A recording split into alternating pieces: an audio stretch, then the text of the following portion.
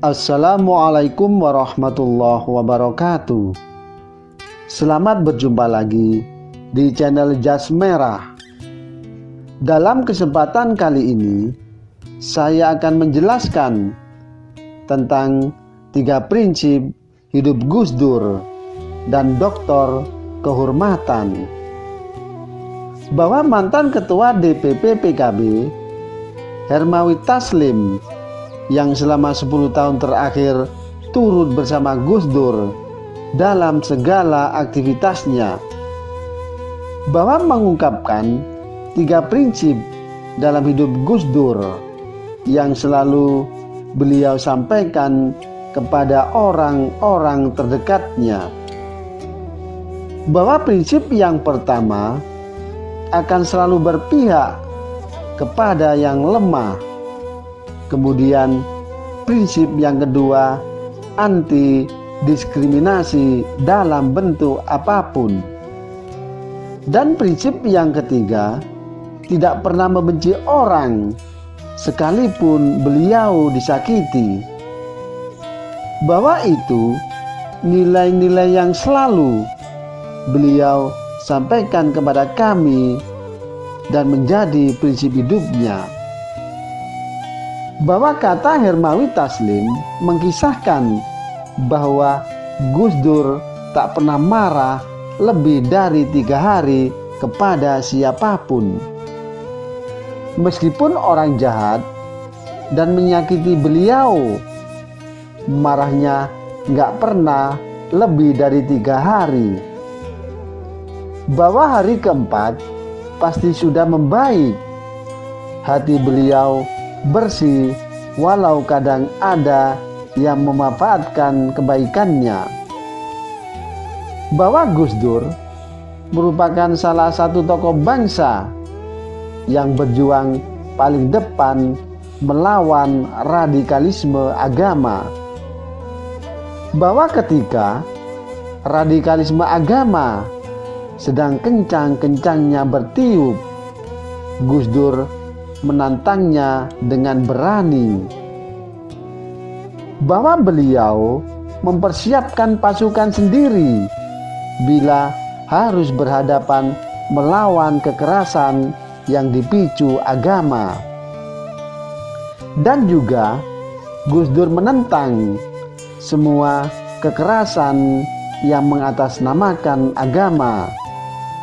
Dan beliau juga berjuang yang tidak mengenal hambatan. Bahwa Gus Dur dalam pemerintahannya telah menghapus praktek diskriminasi di Indonesia.